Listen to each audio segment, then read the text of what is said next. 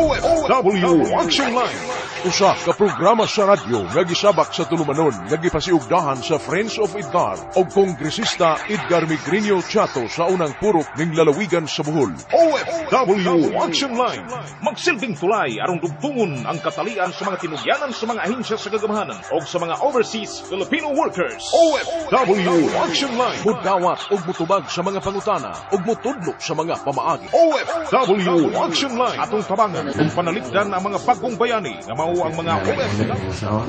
Nagpasalamat ang dako ni Congressman Chato nga nakatabang niya na kauli akong asawa. Bisag dili kayo nagkagkwalta na da, pero ang importante nga makauli siya.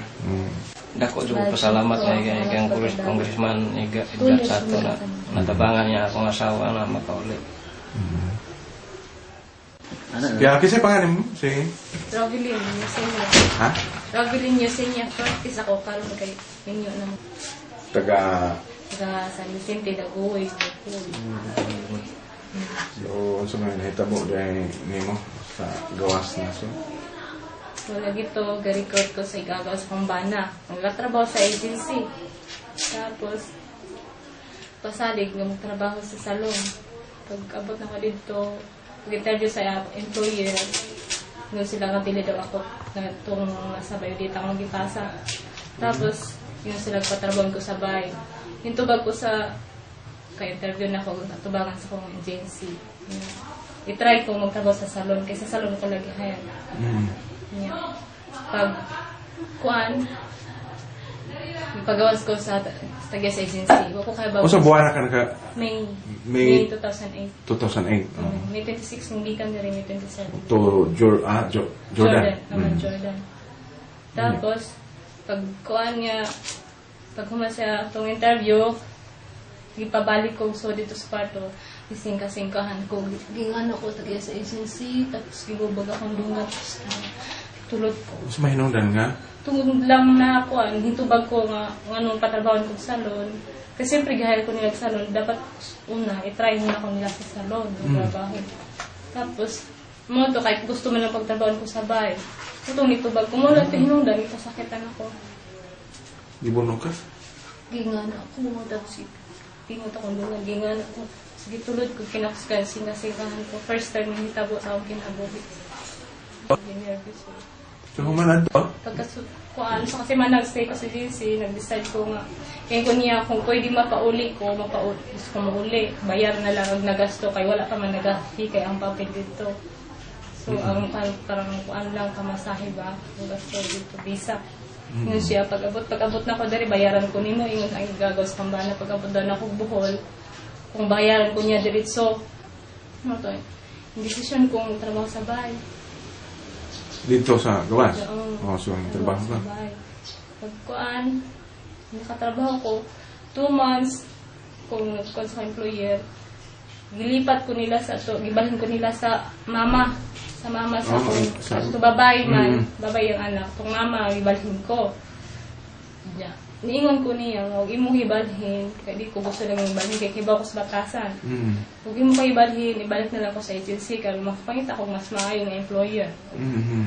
Chance ba nga, mas makakita nga yung trabaho. Yun sa dili ka na nga ibalhin.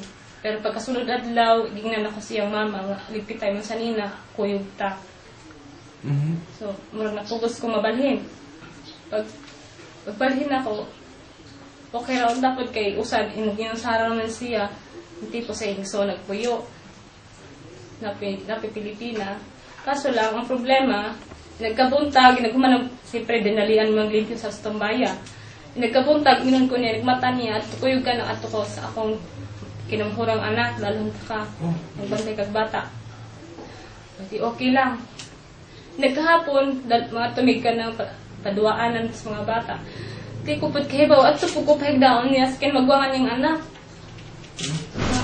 Murag surprise kanunay ang ilang buhaton ako ba surprise mo tong kaya ra na ho ni.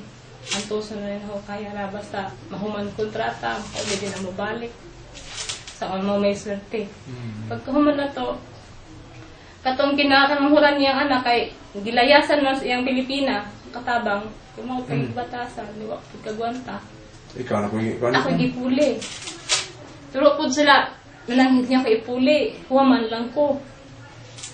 Pero, sa dalhay mong gamit, huwaman ta ka. Pero kung kaya ba gilayasan siya, pagkabot ito gilayasan, di siya ang katabang. Mga to dito na, agbata akong alaga, duha ka buhok. Tapos, duha lang anak niya. Perting malito ha, perting bastosa. Tutuan ka sa imong dagway. Oo, tutuan ka sa imong dagway. Tapos, kaya lang kay bata, 3 years old. Sabot. Dito ko nakuan kay, nakurat ko, gipaak niya akong sampot. Kay nasuko siya, mantan o big-tibig, bitbit ako to yun kay manghud na magsuon pa. Sus kay natulod man ako, nahadlok ko. Kaya siyempre, murag kuan ba, Watay- sa kakurat na ho, natulod. Murag watay katungod po mga tarungan dito. Oo, so, kay right. Mutong, hadlok ko, patay na. So, nagkagabihan na, bantayos bata.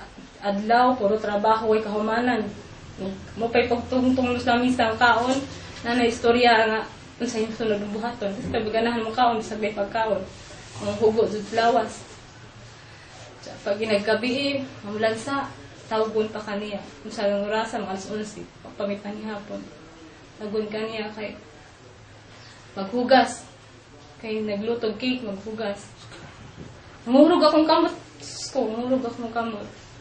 Mahug, mamulansa kong balik ko. Mahug, naglansa, hawiran na lang ako itong wire para di lumuhog sa tao. Murag kada gabi, muna yung mga... Mo'y say ko sa mo trabaho. Isa may mga parente ni mo din nga nakadool po sa office ni Congressman Santo. Si kanya akong bana, kung gitiksan, lagi kayong abot, surrender na akong passport dito sa Philippine Embassy. Tapos wala pa man mo uli. Ito akong bana, akong gitiks kanya. Follow up ko kay sa mga congressman. Kaya nanonood po ko ako mga kauban dito sa isang follow up po mga congressman. Hindoon akong bana ni Kagawad yung Mayor. Ni? Kagawad yung Mayor sa Poblasyon Daguhoy. Sa Daguhoy? Niya, si Mayor na po ni... Isa? Motong mo yung mitang ako May gangop ko sa mga bana. Istorya na nga, si Kagawad Mayor, nagkita sila ni A dito sa Daguhoy. Daguhoy, Yeah. Nanganhi sila si Kagawad Mayor o si kining si Mr. Cortez. Atong panahon na nga diretso og tawag si Congressman Chato sa kuan sa DFA, Foreign Affairs. Kaya di man gid makadiretso sa Jordan. Ano nga? Sige nga, naning ba? Sige. Si Rufino Curtis. So may magibati nga nagkaulay ang asawa. Nagpasalamat daw dako ni Congressman Chato nga nakatabang siya na kauli akong asawa. Ang labi na sa ang kagawad sa Daguhoy kasi yung Mayor. May doon. May nagduol ng gaya na ko diri pagari. Bisyo lang serbisyo. Bisag dili kayo daghang kwarta na da, pero ang importante nga Importante makauli sir. Dako jud pasalamat nga kay Congressman Edgar Chato na natabangan niya akong asawa na makauli. Ani ako sa opisina ni Congressman Chato, sayon mo mo nga na tadiha, o niya, daghan ang mga butang nga atong pagahisgutan, may tungod sa ato nga mga kaigsunan nga ato sa halayo nga dapit, sa mga kanasuran, diin ang ato nga mga kaigsunan nangitain taon sa ilang mga tingusbawan sa panginabuhi o gingon man sa mga kalihukan nga dunay inunta pag-uswag sa ato nga pangita sa pamilya.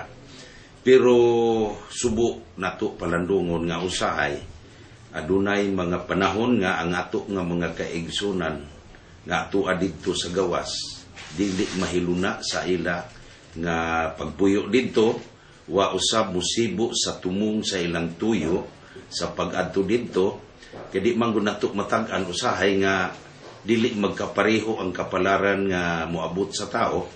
Unya mao ni nga ngato nga buhatan sa ni Congressman Edgar Chato ana kanunay magalantaw maninguha nga katabangan in taon ang adunay mga problema nga ato adidto sa ubang nasod.